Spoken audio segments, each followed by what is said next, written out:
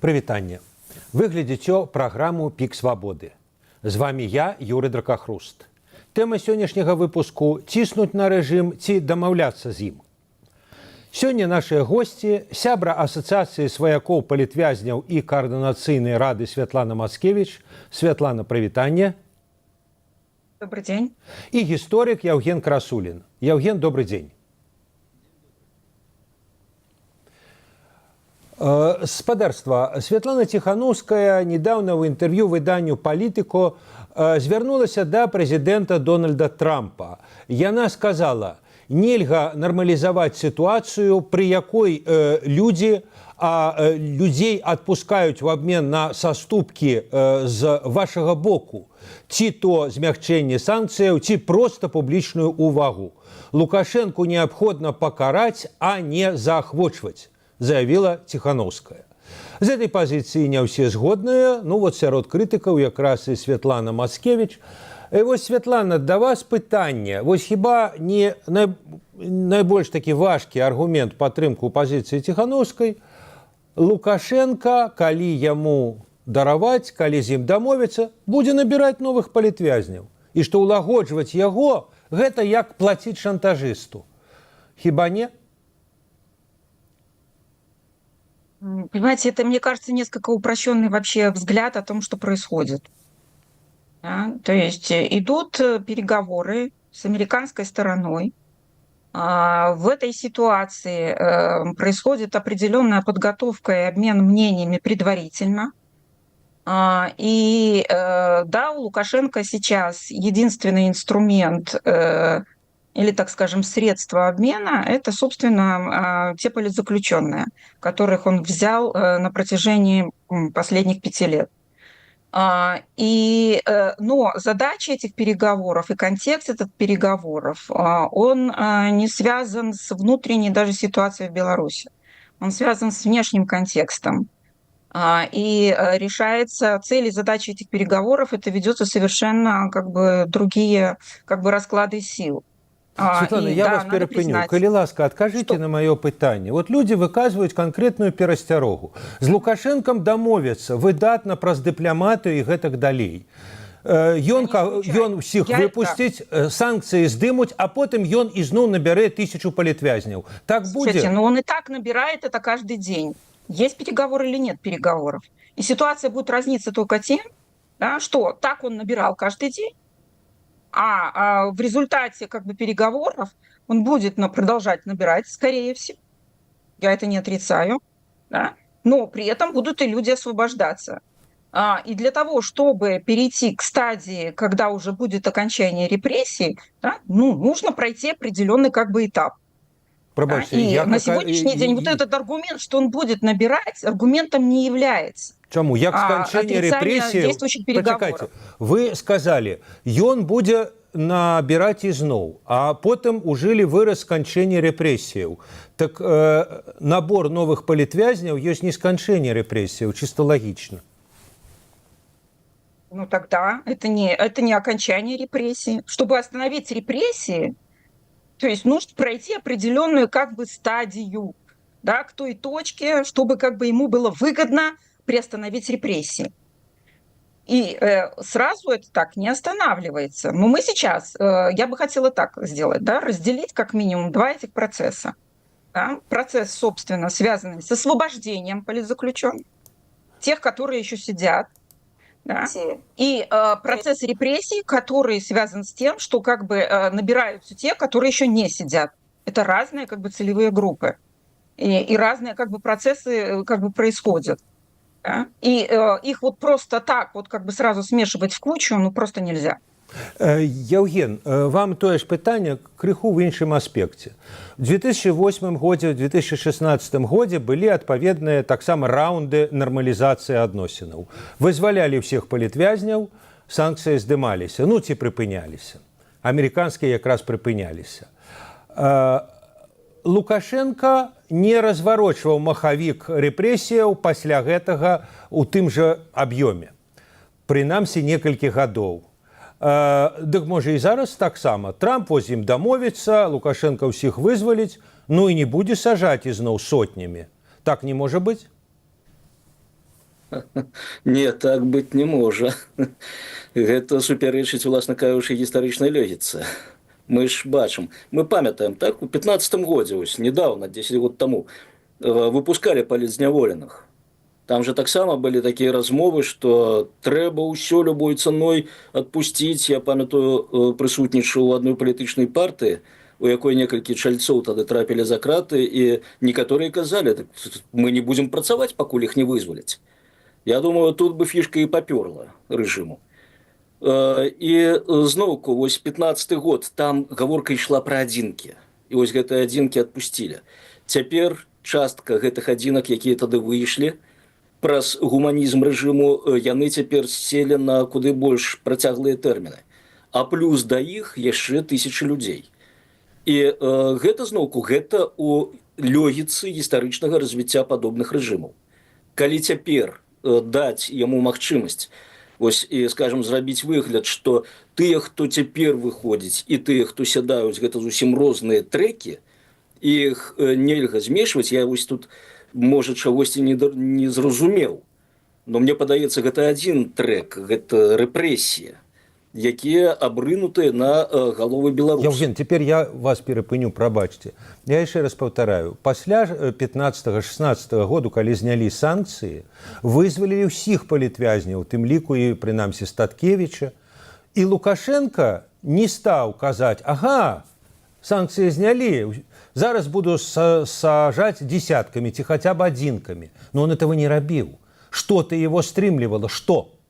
Яго стрымлівала некаторы час неабходнасць атрымліваць плюшкі ад захаду. Вось гэта зноўку, на мой погляд, вось гэта увесь час памятаем, так, адыходы, набліжаецца элекцыйная кампанія, тут же пачынаецца сварка паміж Менскам і Масквой, што там усе абвінавачанні адзін на аднаго валяць, і у выніку Лукашенко выходзіць да элекцыяў як такі абаронца незалежнасці. І зноўку плюс падтрымка з боку захада, якога можна доўга, як мы бачым, карміць казкамі наконт таго, што вось Александр Григорьевич вельмі хоча зваліць ад Москвы на захад. Ну вось штосьці яму ўвесь час мешае там, то Лебедька, то Ціхановская пад нагамі болтаюцца. І тут зноўку я кажу, што такія рэжымы, яны развіваюцца. Калі спачатку яны не бяруць нікога, потым яны бяруць адзінкі, потым яны бяруць тысячы, як мы бачым. Чаму у 20-м годзе так атрымалася? Не таму, што Лукашенко там прачнуўся і ў яго штосьці засвербела недзе і давайце хапаць людзей. Не, таму, што людзі не могуць далей трываць той сітуацыі, якая існуе ў Беларусі. І зноўку, пасадкамі і нават вызваленнем людзей гэтую сітуацыю не выправіць. Таму мы непазбежна сутыкнемся з працягам гэтых рэпрэсіяў. Тут можна яшчэ казаць пра тое, на чым трымаецца такі дыктатарскі рэжым. Адзін з мацнейшых слупоў – гэта тэрор. Гэта страх, які трэба пасяліць у грамадстве. Яго паселіш рэпрэсіямі. Калі ты будзеш адпускаць, то грамадства пойдзе вырашаць далей свае праблемы, якія не былі вырашанымі ў 20-м. Лукашэнцы гэта не трэба. Так што ён будзе працягваць сажаць. Шановныя гледачы, я нагадаю, што мы ў прямым эфіры, мы з Светланай Мацкевіч і Евгеном Красуліным. Пішыце вашы пытанні ў каментары, ставце лайкі, калі падабаецца, але дбайце пра сваю бяспеку найперш. Светлана, вы чулі аргументацыю Евгена. Гэта рэжым, яму трэба тэрор, і як бы его не залагоджвалі, он будзе працягваць тэрор, не? Ну, слушайте, во-первых, я принципиально не согласна с таким переносом исторических ситуаций 15 года на 20 год и таким обобщением. Это не совсем корректно. Потому что мы имеем 25-й год на носу, и у нас совершенно другая ситуация. То, что режим использует репрессии для того, чтобы сохранить свою власть, это было понятно всегда. Да, и он иногда эти послабления делает там в период всяких либерализаций и потеплений, но все равно репрессии начинались, начиная там с 90-х годов. Они всегда были. Это есть определенный, да, инструмент, который поддерживает власть диктатора. Ну скажите, пожалуйста, что мы еще не знаем про диктатора? Мы про это уже знаем все. И вопрос должен ставиться не таким образом, что делает Лукашенко. Мы должны ставить вопрос, что делать для того, чтобы в нынешней ситуации освобождать наших людей. Тогда механизм освобождения был отработан в 2015 году, на который вы ссылаетесь. Да, был отработан. Там участвовало очень много акторов, и была определенная как бы процедура, были определенные договоренности с тем же режимом. Да?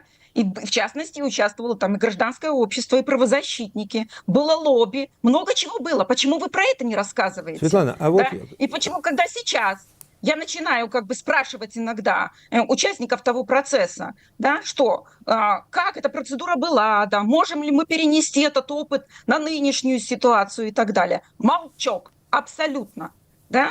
То есть мы должны сейчас говорить не про то даже, что делает Лукашенко, мы про него уже знаем все. Мы это испытываем на своей собственной шкуре, да. Мы в этой ситуации должны задаваться вопросом, что делать нам, да, стимулировать как этот процесс. Какие четкие задачи ставить. И сейчас у нас задача главная – это не рассказывать про Лукашенко. Это наша главная задача сейчас – это освобождать наших людей. Светлана, одну секунду. Вот на конт вот этой вашей тезы головная задача. Евген, а вы лічыце это галоўнай задачай? И калі не, то чаму? Крышечку вернемся назад. Ну, па-першае, у меня такое ўражанне, што Светлана вельмі хоча, каб гэтая музыка была вечнай. Па-другое, я не здзіўлены маўчаннем удзельнікаў тых працэсаў, бо я вас не перапыняў. Светлана, я даў слова Евгену. Давайте, хай ён его і возьме і гаворыць. Потым вам а потым адкажаце, у вас будзе шанец. Дык вось, я думаў, што тыя людзі маўчаць, бо цудоўна вывучылі, што такое Лукашенко. І яны разумеюць, што калі прыцягнуць вось гэтыя гульні з ім, то сапраўды будзе гэтая музыка вечная, вось вы кажаце, ён будзе адпускаць, браць з гэтай самай павелічэннем праекцыі. І у выніку будуць цярпець усе да якога часу, ну як вы кажаце, калі ён раптам не зразумее чагосьці. Вось калі вам не падабаецца вобраз Лукашэнкі, пра якога вы ўсё ведаеце, ёсць да халеры іншых вобразаў, якія паралельна з намі існуюць. Тое ж самае ў Лацінскай Амерыцы. Так вы скажаце, што гэта дзе мы, а дзе Лацінская Амерыка. Метадалагічна вы гэта не патлумачыце, чаму да нас нерэлевантны гэтыя выпадкі і гэтыя прыклады. Там ужо даўно існуе такі тэрмін, дзверы, якія круцяцца. Нікарагуа, Венесуэла, там адпускаюць палітзняволеных, так. Вось як у нас адпускаюць. У Нікарагуа Артэга адпусціў 357 палітзняволеных на дадзены момант. Засталося па розных дадзеных ад 52 до 147. Ён іх у летак, канфіскуе маёмасць, адбірае грамадзянства і выпінае. Вось гэта типа гуманістычнае вырашэнне праблемы. Не гуманістычнае вырашэнне праблемы. Гэта гвалтоўная дэпартацыя, якая, калі набярэ масавы характар, будзе падпадаць пад злачынствы супраць чалавечнасці. І тое ж самае Мадура. Вось пайшлі на гэтыя перамовы, памятаеце, 24 год яшчэ адміністрацыя Байдена, яны знізілі, прыпаднялі гэтыя самыя санкцыі, аслабілі іх. Дзеля таго, каб Мадура правёў элекцыйную кампанію. Апазіцыя пагадзілася. Тая ж Карына Мачада пагадзілася. Гансалес пагадзіўся. Цяпер яны кажуць, слухайце, як мы памыліліся, не памыліцеся. Вось Ціхановская сустракалася з імі, падаецца, 20 чэрвеня гэта было у Мадрыдзе. І была размова. І яны казалі, не ведзіцеся на вось гэтыя гульні з дыктатарамі. І падаецца, мы ўжо можам, мы ж дарослыя людзі, так? Мы можам зрабіць вось гэтую простую сувязь падставы і следства. Евген. Калі мы будзем, зараз хвіліночку завершу, калі мы будзем працягваць вось гэтую памылку і думаць, што а на гэты раз эксперымент будзе паспяховым, у нас нічога не атрымаецца. Мы сапраўды будзем вось па прапанове Светланы чакаць, калі ж там Лукашенко нарэшце да чагосьці невядома да чаго даспее. Светлана, вот этот аргумент Евгена про кейс Венесуэлы, про кейс Никарагуа, так не будзе у Беларусі? будет белорусский кейс. И мне не надо рассказывать про Никарагуа и Венесуэлу. Я знаю этот опыт прекрасно. Я на себе вот эти все вот репрессии на себе переживаю. У меня муж сидит в тюрьме, да? У меня арестована недвижимость. Это у меня, а не где-то там в Никарагуа. Так у меня так само. Да? И я решаю белорусскую задачу. Да? И я, в отличие от того, чтобы рассказывать, как это говорится про Венесуэлу и так далее, да, и перенимать их опыт, я решаю свою задачу, связанную, да, с ситуацией в Беларуси. И уже игра давно идет. А вы еще говорите, не будем играть в эту игру. Не играйте. Я вас не заставляю. Світлана, да? а у не меня играйте, тады... вы так не играете в эту игру. Я, ну, игра уже я идет. зразумеў ваш адказ. Світлана, а вось канкрэтнае пытанне. Вы зараз гаворыце пра пэўную амерыканскую палітыку, і яна такая, вот генерал Келах прыязджаў, а еўрапейская палітыка такая, як была. Ужо 2 пакеты санкцый сёлета прынялі, 3 рыхтуюць. Скажем, тыя ж літоўцы гавораць, нет, мы не будем зніжаць санкцыйны ціск, мы не будем размаўляць з Лукашэнкам, гавораць яны. Яны чагосьці не разумеюць? Ну, слушайте, как бы я не могу в этом плане сказать, что они разумеют, что не разумеет там европейская сторона. Ну, во-первых, нельзя сказать это однозначно. Европейская как бы сторона, она достаточно разнообразная, и там много стран, и вот этой четкой такой консолидированной позиции по Европе тоже ее как бы четко пока нету. Да? И не надо так вот тоже обобщать, что касается Европы. Я вижу пока одно, да, что разворачивается определенный процесс, переговорный процесс между американской стороной и как бы белорусской стороной. И это в результате этой игры, как вы говорите, да, идет освобождение политзаключенных, и в частности Сергея Тихановского начинают известные лица высвобождаться. То есть это значит, игра идет эффективно. Эффективно и там с соответствующими интересами, и этим сторонам выгодно эту игру вести с обоих сторон. И нам это выгодно, потому что освобождаются люди. Да? Если кто-то в этой игре не участвует, или кто-то кому-то не нравится, что это какая-то не такая игра там, или еще чего-то, ну не участвуйте, вы и так в этом не участвуете. Да? Ну тогда не присваивайте как бы заслуги, вам это перепадает, тут как бы что-то с этой стола этого игры, шахматной доски, что-то там вот как бы приходит, да? Только спасибо надо сказать за это, а не начинать как бы говорить про то, что ой-ой, давайте остановим игру. Я пока только так это слышу. Или сделайте за нас, решите за нас наши задачи внутренней политики. Евген, да? Ребята, у нас идет игра на 2 столах.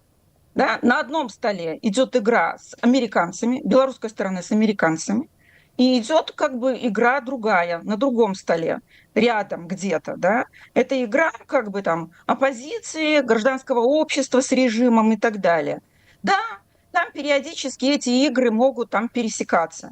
Да? Но пока это как бы очень... Это 2 разные игры. Это надо как минимум различать и не путать все в кучу, болеть. Евген, Да? а вот Поэтому, я как раз про правила этой... Европейская сторона захочет включиться в эту игру или захочет развернет свою. Я пока не могу четко делать прогноз о том, что это будет вообще невозможно. По моим прогнозам это будет возможно. Да? По моим прогнозам, или так скажем, я так хочу, было бы желательно, да, чтобы европейская сторона к этой игре на той доске, да, где идет американские переговоры с белорусской стороной, чтобы они включились в эту игру на определенной стороне, естественно. Ну, это вам пожадана, Евгену, можа, наадварот. Але, Евген, я вот пра правілы як бы амерыканскай гульні. Так выглядае, што Трамп па-свойму паслядоўны. Яшчэ ў 2020 годзе яго дзяржсакратар Пампео тэлефанаваў Лукашэнку і вызваляў Шклярова. Вось Тихановская піша: неабходна пакараць, а не заахвочваць. А Кім Чен Іна таксама трэба караць, а не заахвочваць. А Пуціна таксама трэба караць, а не заахвочваць. Так Трамп іх заахвочвае. Он з імі размаўляе. З Пуціным он ужо 6 разоў ці 7 разоў размаўляў. Ён паслядоўны, ён так бачыць свет. І што з гэтым рабіць? Ці, можа быць, сапраўды Светлана мае рацыю, што тыя, хто з гэтым яго поглядам не згодны, они просто поза гульней оказываются, не? У нас са Святланай крыху розная метадалогія. Яна, як вы заўважылі, імкнецца ўсё адсячы, пакінуць толькі адзін трэк, вось трэба, каб людзі выйшлі. Усё. Умовы, наступствы, гэта не цікава. Тое, што паралельна заходзіць у турму, куды больш людзей, цяпер вось, ідуць жа паведамленні з Беларусі, вось весна апублікавала інфармацыю, што актывізаваліся вось па гэтых удзельніках у масавых пратэстах. Быццам бы, што там завяршаецца тэрмін прымянення гэтага артыкулу, і усе гэтыя следчыя органы спяшаюцца як мага больш людзей запіхнуць у турму. Вось у мяне метадалогія іншая. Я не магу аддзяляць тых, хто сидзіць, ад тых, хто мае магчымасць вось гэтую рызыку трапіць за краты. І трапляць і далей, і далей, і далей, бо мы, уласна кажучы, ну добра, мы не уцягнуліся ў гульню, будзем карыстацца тэрміналогіяй Святланы, мы уцягнуліся ў перамовы, мы далі зразумець рэжыму, што ў яго ёсць тавар, за які мы гатовы плаціць, і, канешне, у інтарэсах рэжыма гэты тавар увесь час павялічваць. Зноўку, я не магу, як Святлана, адсечы гістарычны і, скажем так, інтэрнацыянальны досвед з гэтай гісторыі. У мяне заўжды перад вачыма прыклады сусветнай гісторыі, прыклады з сучаснасці, якія вынікі прыносілі вось гэтыя спробы, скажем так, ну, выцягнуць не закладнікаў, добра, выцягнуць зняволеных, сваіх родзічаў, сваіх суайчыннікаў з чужых турмаў. Вось я цудоўна памятаю, як паслядоўная адміністрацыя Трампа крытыкавала адміністрацыю Байдена ў 23-м годзе за тое, што адміністрацыя Байдена размарозіла, падаецца, там $6 мільярдаў з аккаунтаў якраз іранскага рэжыму аятолаў. Вынік, ну, зноўку, ніхто нічога не даказаў, што гэта непасрэдна звязана. Але праз некаторы час мы памятаем, што адбылося 7 кастрычніка 23-го году. Вось, зноўку, нельга казаць, што непасрэдная сувязь існуе. Но тое, што сувязь існуе ў той ці іншай ступені паміж гэтымі падзеямі, відавочна, бо Іран атрымаў гіганцкую суму. Ён можа там распавядаць што заўгодна, што гэта там на гуманітарныя мэты таксама, на паляпшэнне існавання тых жа зняволеных, якія засталіся, на вырашэнне сацыяльных праблемаў. А насамрэч, хутчэй за ўсё, гэтыя сродкі, ну не канкрэтна гэтыя, іншыя, ну вызваліліся. Яны пайшлі проксі іранскім на Блізкім Усходзе, и отбылась вот эта атака на Иран, на Израиль. Про Иран, а давайте мы вернемся вот до беларускай гэтай статыстыкі. Тут зноўку хочу ўсё ж таки звярнуць увагу на гэтую праблему. Мы не існуем сферычна ў вакууме.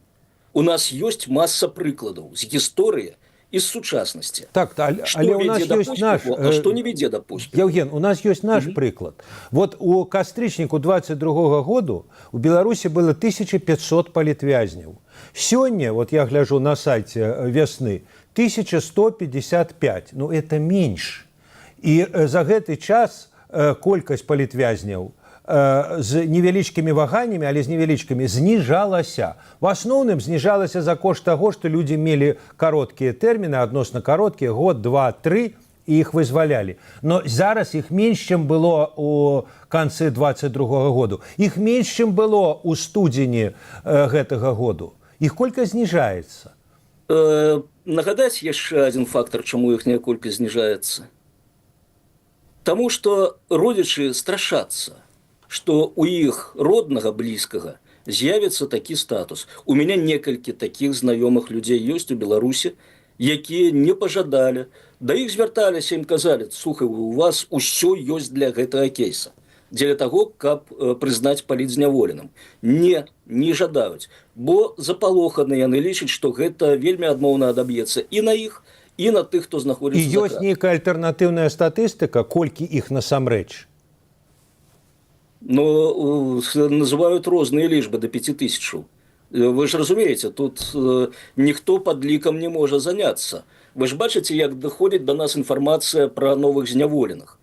Праз месяц, праз паўгады пішуць: вось гэты чалавек знік з гарызонту, відавочна, што яго пасадзілі.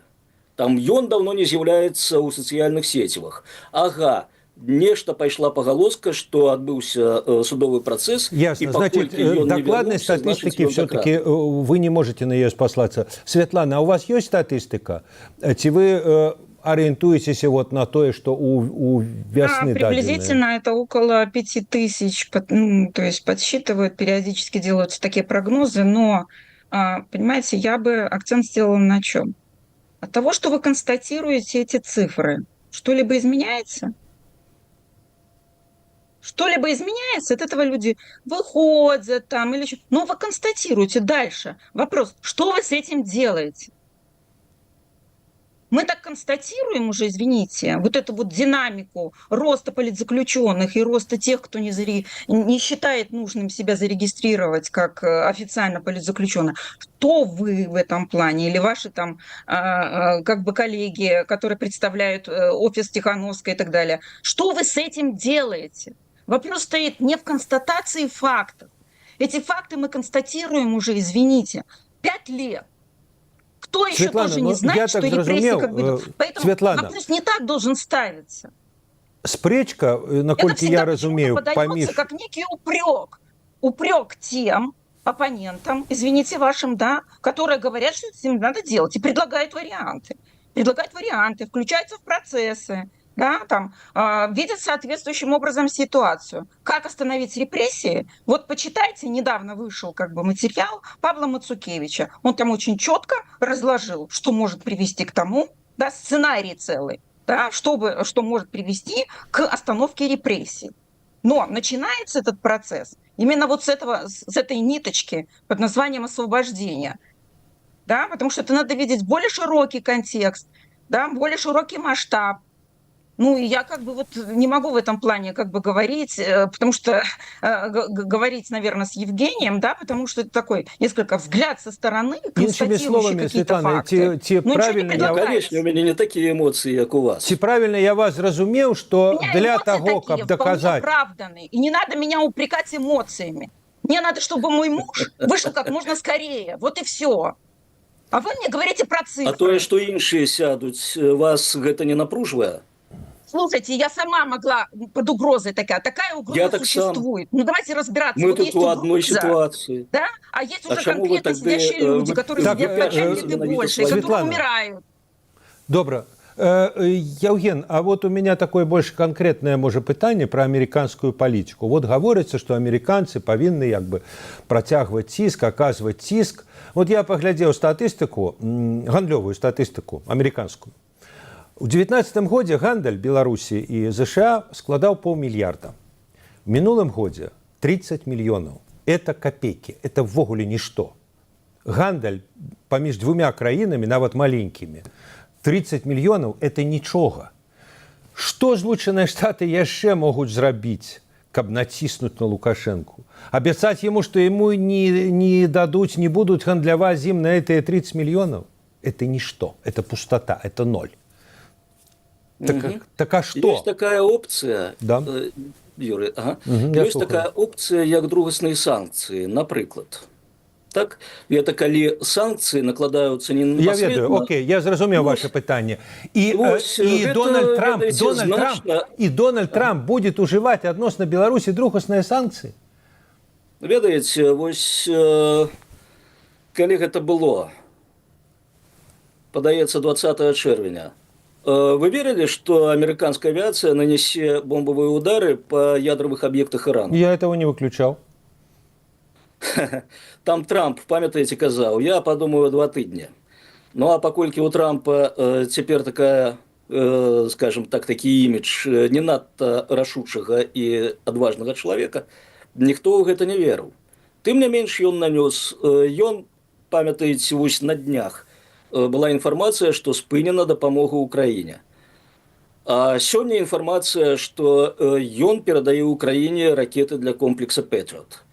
Так что я б не выключал. Евген, я зразумеў. То есть ваш спадзеў на тое, што будуць другасныя санкцыі адносна Беларусі. Вы лічыце это реально? Я думаю, что не толькі другасныя санкцыі. Тут же зноўку мы кажам усё пра Беларусь, як пра нейкую адарваную, так, субстанцыю ад усяго астатняга свету.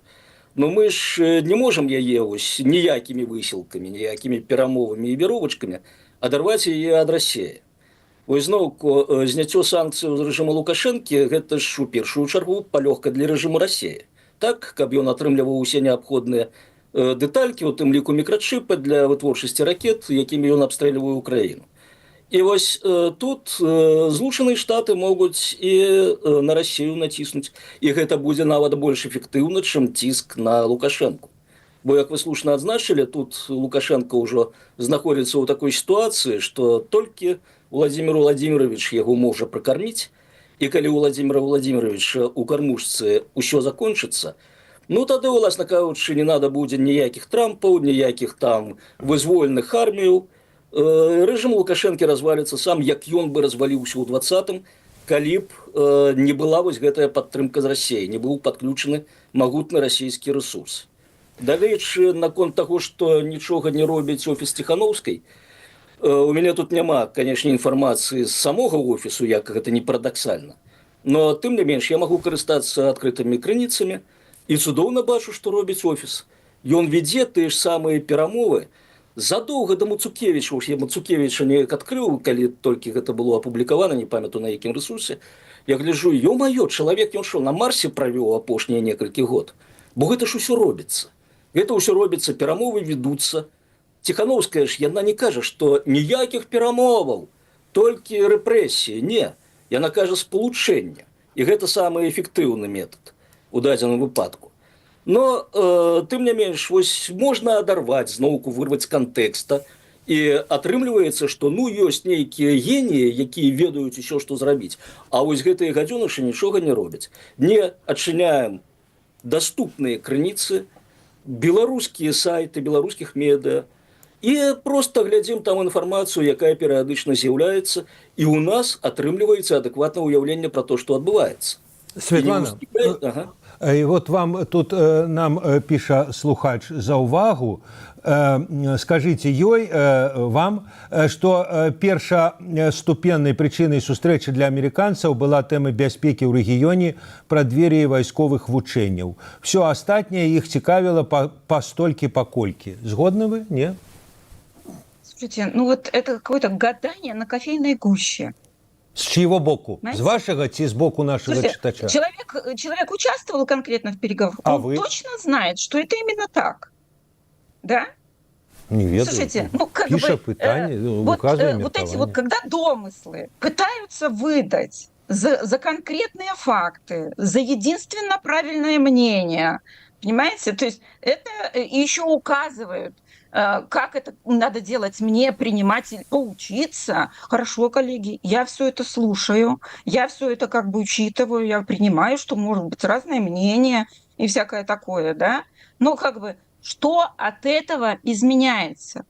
Что, какие действия конкретно приводят к тому, что освобождаются люди, Беларусь потихонечку-то там, да, приходит к какому-то более-менее нормальному состоянию, чтобы мы могли вернуться, да?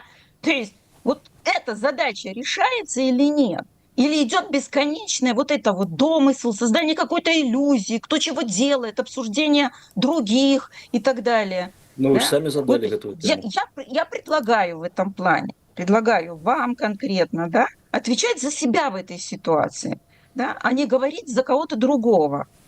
Я знаю, что как бы, что и переговоры такие, ну, по крайней мере, да, вот из той информации, которая идет, без всяких домыслов и так далее, переговоры идут, да, переговоры готовились, и уже было понятно и за год, и даже когда еще администрация Байдена включалась в эти переговоры, да, что в качестве обмена будут участвовать политзаключенные, что это будет предлагаться именно как средство торга, да, что контекст гораздо широкий, да, там и ставится вопрос и внутренней и безопасности, и региональной безопасности. Но в этом общем контексте каждый из игроков, что американская сторона, что сторона Лукашенко, пытаются, ну, для себя выгородить определенную выгоду и занять более четкую позицию. Светлана, а вот скажите такое конкретное, больш конкретное пытанне. Ну, зразумела, вы не за гэтым столом, але вот на ваш погляд, якую частку, скажем, санкцыяў, публічнай увагі можна абмяняць на усіх на вызваленне ўсіх палітвязняў.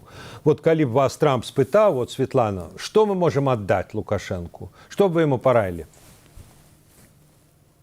Слушайте, ну вот как бы я тут точно, поскольку я не участник этих переговоров, и точно на какой стадии сейчас, что предлагается взамен, как бы взамен этого всего, что требует, в частности, там Лукашенко, потому что это все-таки двусторонний процесс. Наверное, какие-то там требования выставляются с одной стороны, возможности, оцениваются возможности там с другой стороны. Я думаю, что как бы за всех будет требоваться достаточно, ну, как бы большой пакет экономических преференций, да, и плюшек, как вы говорите. Да, это, возможно, это будет калий, возможно, это будет что-то связано там с нефтью. Сказать же точно, вот однозначно, что это точно так должно быть, то нет. Я в этом плане рассчитываю, что вот какой-то баланс, вот этот торговый баланс, так скажем, вот в этой такой циничной как бы ситуации торга, да, что он как бы будет определен, и вот эта как бы цена за всех, если вообще такой вопрос поставится, да, она будет достаточно, ну, высокой. Но, понимаете, мы сейчас не в этой ситуации, когда мы должны вот так вот предсказывать, а что будет. Мы в ситуации, когда можем или как бы стимулировать этот процесс, чтобы он продолжался, потому что существует или нет. Потому что существует определенная угроза того, что, в принципе, сейчас вот эти переговоры стоят на паузе, что они могут вообще сорваться. Вы не рассматриваете такой сценарий? Да? И я переживаю именно по этому поводу, что не столько какая цена будет предложена, потому что это уже предмет самих переговоров, да? Что вообще сами переговоры могут сорваться как таковые, да? Потому что как бы, вот смотрите, идет игра на этой доске, а где-то там со стороны да, раздаются разного рода такие противоречащие возгласы, что как бы накажите его. Слушайте, ну вот если вы, вот участник переговорного процесса, надо понимать, понимаете, он не может наказать другую сторону, потому что переговорный процесс – это вообще не ситуация наказания. Зразумела, добра. А теперь не задача американцев. Можно и когда вот я начинают подскажу, такие что вот будет? возгласы раздаваться, то это вообще-то, да, это есть определенная угроза самому процессу переговорному. Поэтому мы сколько угодно можем прогнозировать, как они дальше могут развернуться, какая цена будет поставлена, да, будет это там партиями, высвобождаться люди или нет, или, может быть, что-то вообще другое Лукашенко может предложить, да, потому что это достаточно такая динамика разная, и такты могут быть разные в этих переговорном процессе. Но сейчас мы находимся в ситуации здесь и сейчас настоящего, да, мы находимся в ситуации паузы этих переговоров, осмысления логичного, да, и понимание, как мы можем эту ситуацию там стимулировать дальше, а не приостанавливать. Вы стимуляваць, а нехта іншы ім перашкаджаць. Это іх мэта палітычная. Так, Бога. калі ласка, Евген. Ну вот поэтому мы по этому поводу и должны спорить. Значит, да? Я тут так живо пригадав вот этим равноладання і гандлю рабами, это правильно сказано, перешкоджать. Слухаючи емоційний виступ Світлани, что сапраўды могу легко прадказаць, тут, власна кажучы, законы рынка уступаюць у дзеяння, Скажите, пожалуйста, какой ваш прогноз хоть когда-нибудь Одну секунду, Светлана, ну, я раздав вот зараз слово Евгену, хай ён гаворыць. Ну, власна кажучы, гэта нармалёва, калі аргументаў няма, уступаюць эмоцыі ў дзеянне і люди так. по-рознаму ведуць спрэчкі, но просто вот зараз я даў слово вам. Эмоциями. Это запрещенный так, прием. І абсолютно верно, Светлана. Вось тое, что вы робіце, яно і есть. Мои эмоции вполне понятны. Мне непонятно Светлана, не трэба перебивать суразмоўцу. Вот давайте поставим интеллектуальный эксперимент. Так, рэжым атрымлівае ўсё, што ён пажадаў. Вось за выпуск, як там сказано, партыямі, навес, як заўгодна. Да чаго гэта яго стымулюе? Зразумела, што калі тавар добра ідзе, гэта стымулюе яго да набыцця новага тавару. Так? Не І абавязкова. прапановы на рынку гэтага тавару. За яшчэ большыя плюшкі, там ужо не, скажем, зняццю санкцыяў з Белавія ці з Калійкі, а ўжо пойдуць інвестыцыі. А наступную партыю вось па вазе на крэдыты памяняем. І вось такім чынам мы цудоўна даможемся таго, што, уласна кажучы, і дамагаемся. Гандаль людзьмі вернецца да чалавецтва, хоць ён быў даўно забароненым і даўно ліквідаваным. На гэты конт, дарэчы, зноўку тут мы разумеем, што ёсць і маральная складаючая гэтага. Вось гэта даволі добра, адносна добра разгледжана у выпадку, калі тэрарысты захопліваюць закладнікаў. Практычна мы ў той же сітуацыі, так, я думаю, тут усе пагадзяцца. І ёсць краіны, якія проста заканадаўча забараняюць у такіх выпадках весці гандаль з тэрарыстамі. Бо гэта стымулюе тэрарыстаў да наступнай дзейнасці. Вось як, напрыклад, гэтая гісторыя з 6 мільярдамі актываў, якія былі замарожаны ў Паўднёвай Карэі, іранскія. І гэтыя актывы дапамаглі здзейсніць агрэсію супраць Ізраілю і працягваць яе ажыццяўляць і далей.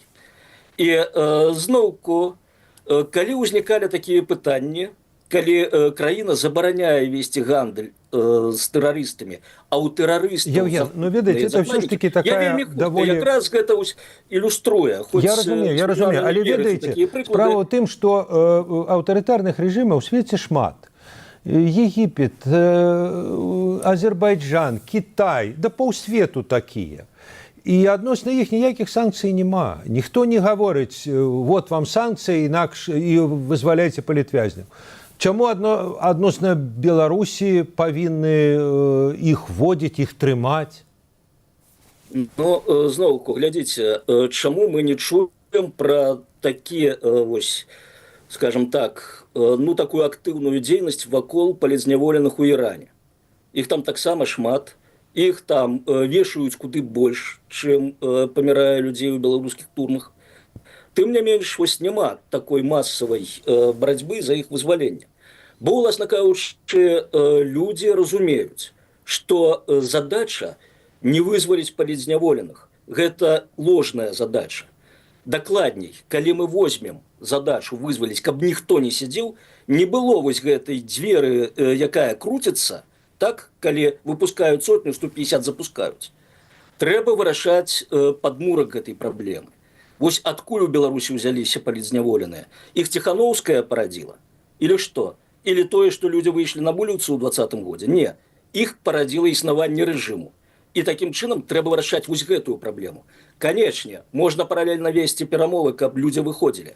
Но толькі калі гэтыя перамовы пачынаюць пераходзіць на любой цэной, і мы гатовы там плаціць гіганцкімі пакетамі дапамогі, калі вы будете выпускаць там по 15 чалавек раз на паўгады, то тады гэта прывядзе толькі да пагаршэння сітуацыі. Зноўку, вось цяпер не паспеем, паглядзіце кейс з палізняволенымі ў ГДР. Гэта клясыка. Як гандлявалі людзьмі. І да чаго гэта прывяло для саміх людзей? Это прывяло да падзення рэжыму, урэшце рэшт, можна сказаць. Не гандаль прывёў, зусім іншыя падзеі прывялі. Не блытайце, гэта істотна. Добра, не буду блытаць, і таксама ўсіх заклікаю нічога не блытаць. Я хочу сказаць дзякуй і вам, Евген, і вам, Святлана, не гледзячы на палкую дыскусію паміж вами. Хочу дзякуй сказаць тым, хто нас глядзеў, хто нас слухаў, а за тым, як будуць разгортвацца падзеі далей, наши шаноўныя гледачы могуць сачыць на YouTube-канале «Свободы». Заставайтеся со свободой. А можно мне добавить одну фразу? Значит, коллеги, санкции вводили не мы. И если вводили американцы и другие страны по определенным мотивам, и не нам их отменять, это будет их решение. И если в результате этих решений будут освобождаться наши люди, в частности, как Сергей Тихановский и другие, то это будет минимальная цена за то, не нашими руками, за то, что важная задача будет решаться. Безумовно, Светлана, але справа ў тым, што пра рашэнні іншых мы можем спрачацца, што вы делали і за што вам дзякуй. Яшчэ раз, наши шаноўныя гледачы, дзякуй і вам, і глядзіце YouTube-канал «Свободы» для таго, каб заўсёды быць у курсе апошніх падзеяў.